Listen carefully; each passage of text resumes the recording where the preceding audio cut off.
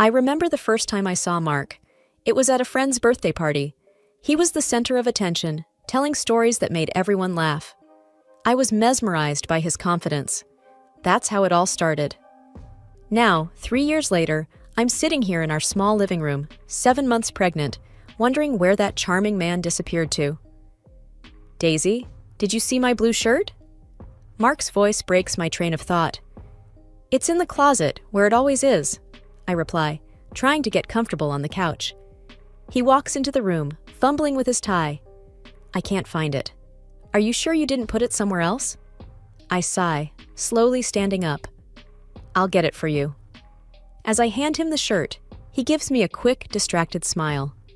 Thanks, Daisy. I don't know what I'd do without you. There's a hint of the old Mark in that smile, but it fades quickly. He's always been a bit forgetful, a bit dependent, but since we got married, it's like he's a different person.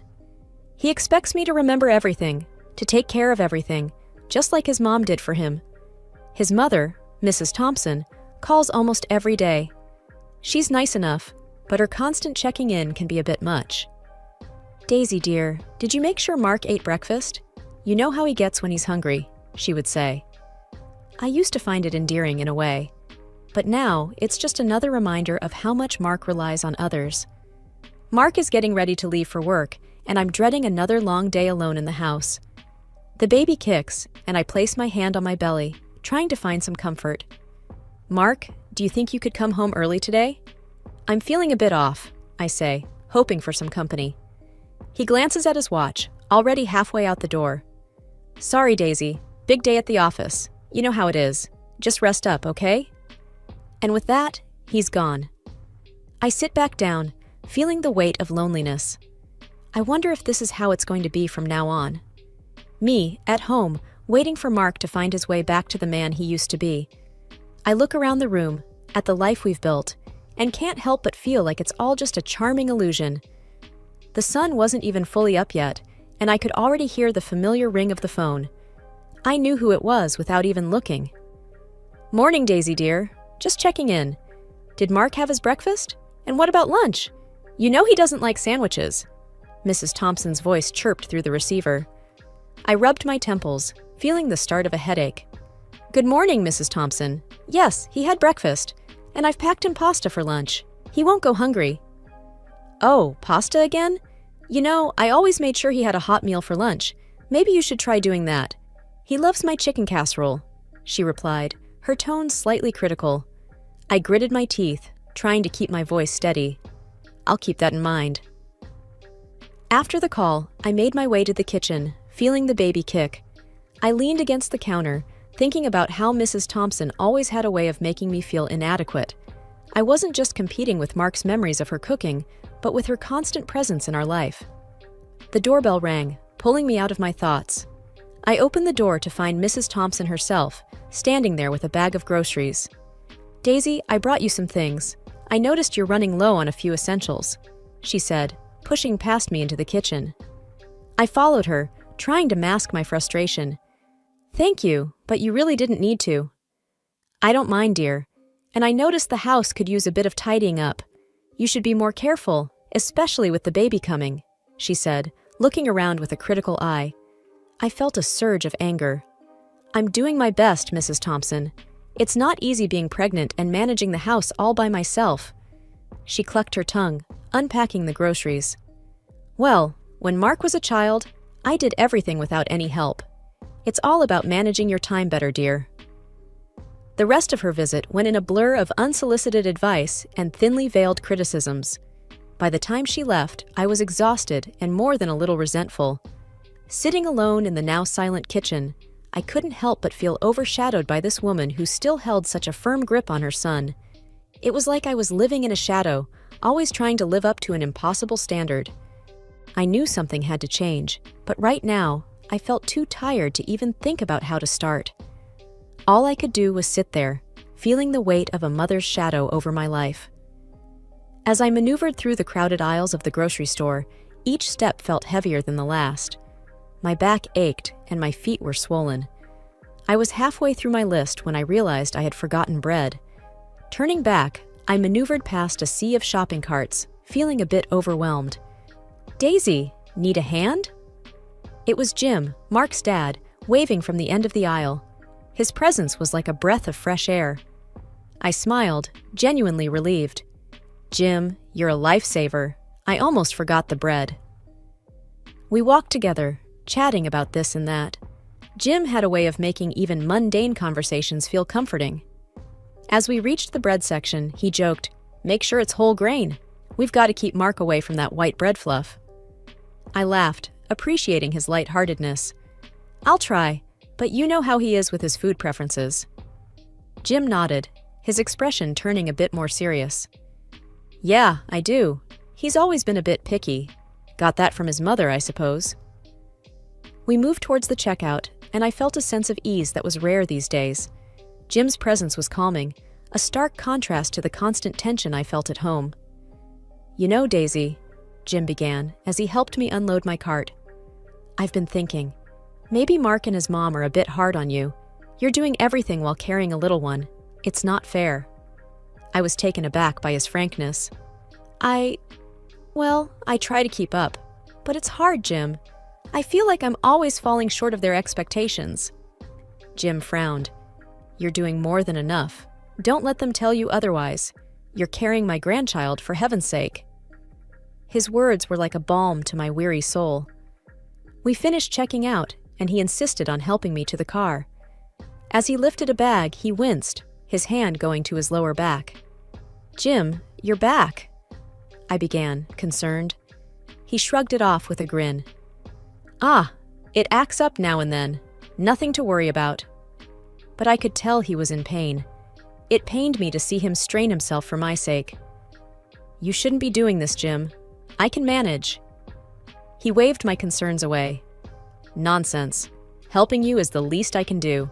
Besides, it keeps me active." We reached my car, and he carefully placed the bags in the trunk. "You head on home and rest. I'll have a talk with Mark and his mom. Things need to change." I thanked him, feeling a mix of gratitude and guilt. It was clear that Jim understood the dynamics at home better than anyone. As I drove away, I realized that without Jim, I would be truly alone in this struggle. His support meant the world to me, especially now. Back home, I put away the groceries, each item reminding me of Jim's kindness. His words echoed in my mind, giving me a sliver of hope.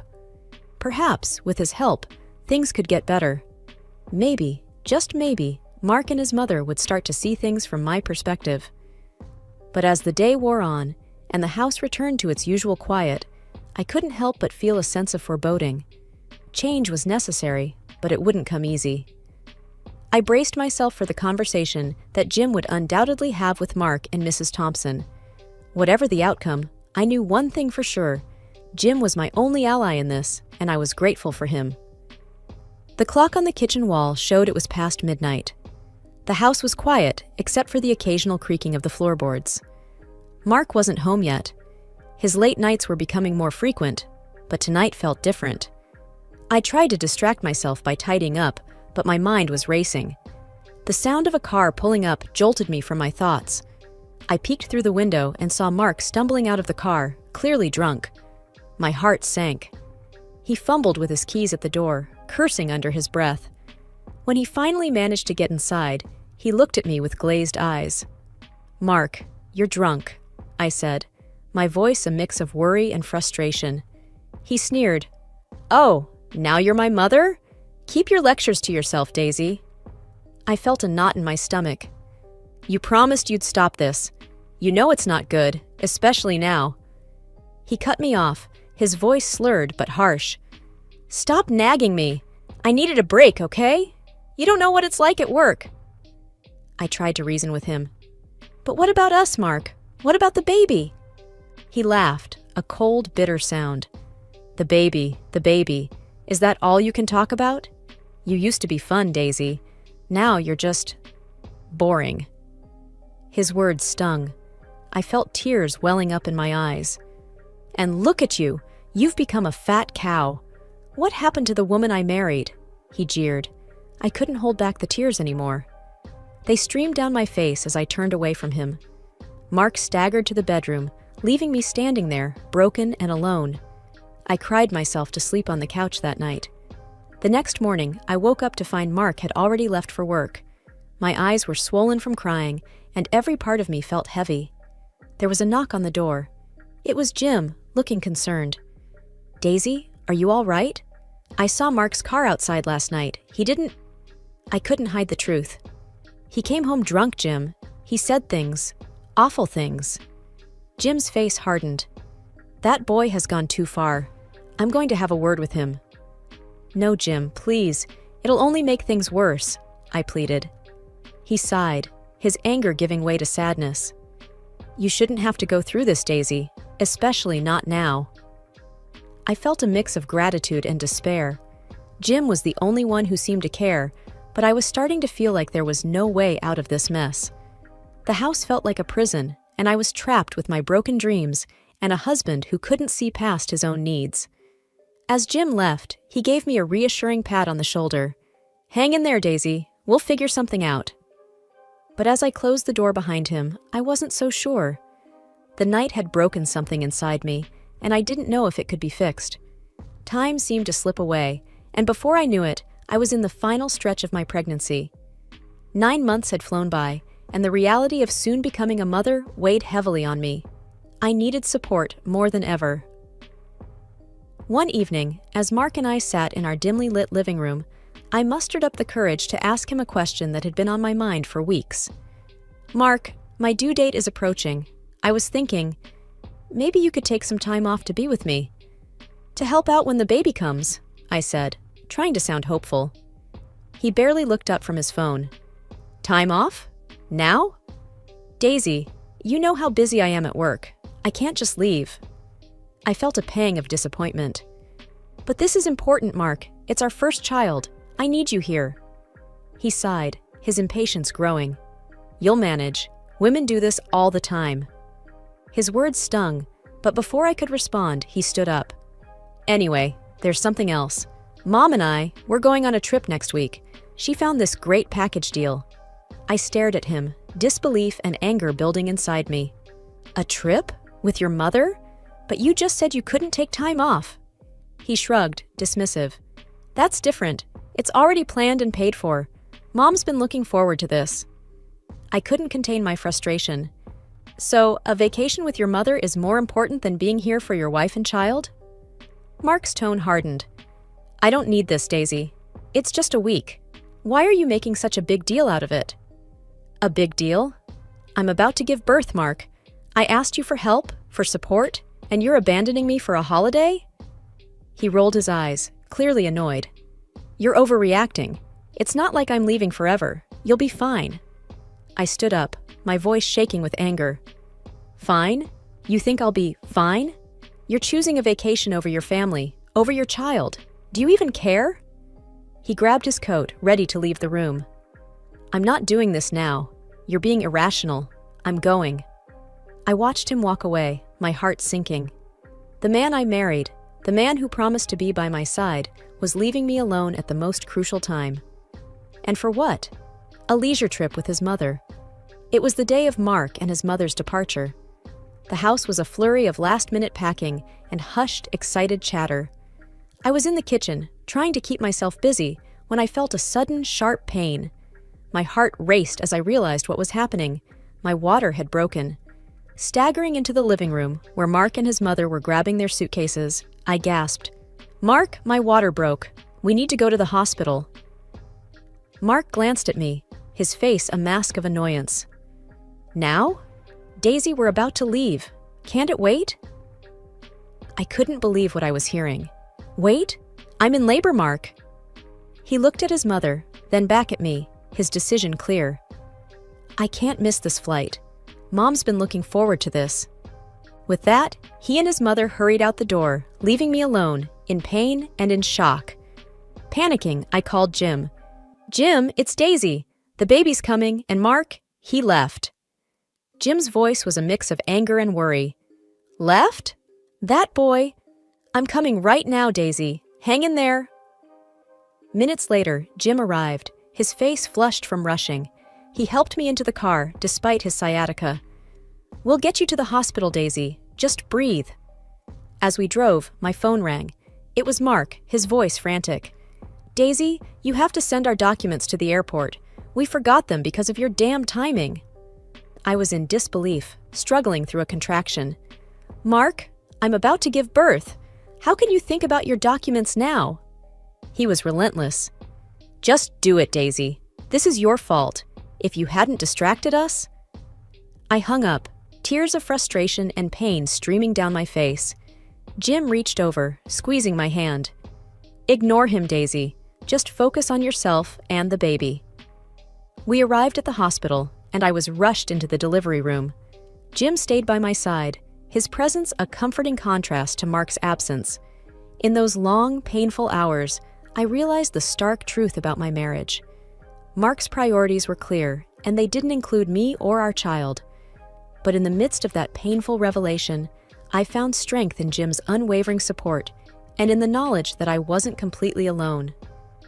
As I held my newborn son for the first time, a wave of love and determination washed over me. I knew then that my life was about to change dramatically, but looking into my son's eyes, I felt ready to face whatever came our way. The first few days with my newborn son were a blur of sleepless nights and overwhelming emotions. I was still reeling from the shock of Mark's absence during the birth. Jim had been my rock, helping me through the initial days at the hospital and then at home. It was during one of those sleep-deprived mornings when Mark finally showed up, his mother in tow. The moment I saw them, my heart sank. "Mark, you're back," I said, my voice barely above a whisper. "Yeah, well, the trip was a bust, thanks to you," he replied, his tone cold and accusatory. I held my son closer, trying to keep my composure. "Mark, this is your son. Don't you want to hold him?" He glanced at the baby, then away, his disinterest clear. "Sure, later. We need to talk about the mess you caused."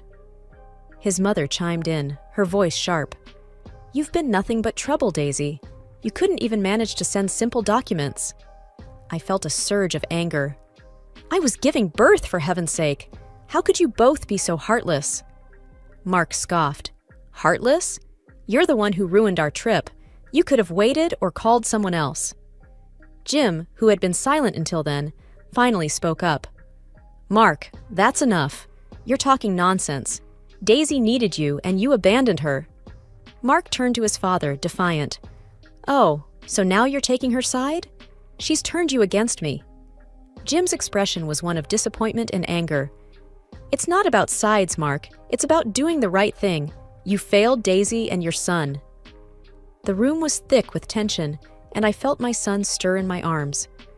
"I can't believe this is happening," I said, my voice breaking. Mark's mother stepped forward, pointing a finger at me. "You've always been a problem, Daisy. I knew from the start you weren't right for our family." I looked at her, then at Mark, feeling a mix of sadness and resolve. "I may not have been what you wanted, but I tried. I tried for Mark, for our family. But it's clear now I was fighting a losing battle." Mark looked away, his expression unreadable. Jim put his hand on my shoulder, giving me a reassuring squeeze. "Daisy, you don't deserve this. You and your son deserve so much better." As I looked down at my baby, his innocent eyes staring back at me, I knew Jim was right. I couldn't raise my son in a home where his father resented his existence and where his grandmother saw me as an enemy. "I need to think about the future," I said, more to myself than to anyone else in the room. Mark and his mother left shortly after, their departure leaving a cold silence in their wake. Jim stayed, helping me with the baby, his presence a reminder that not all hope was lost. In the weeks that followed, the house felt different, heavier, like the air was thick with unsaid things. I spent my days caring for my son, each smile and giggle from him a balm to my weary heart. But the shadow of the unresolved with Mark loomed over us. One afternoon, Jim came over, a serious look on his face. We sat in the living room, my son asleep in his crib. "Daisy, I've been thinking," Jim started, his voice heavy. "This situation, it's not right. You and the baby deserve better." I nodded, the weight of my decision clear in my mind. "I know, Jim, I can't stay in this marriage. It's not healthy for me or my son." Jim reached out, taking my hand. I support you, Daisy. And there's more. I've decided to change my will. I'm setting up a trust fund for your son, my grandson. Mark. He's not the man I hoped he'd be. I was taken aback. Jim, you don't have to do that. He shook his head firmly. I do. It's the right thing. Mark needs to learn there are consequences for his actions. The next day, Mark and his mother came over. The tension was palpable.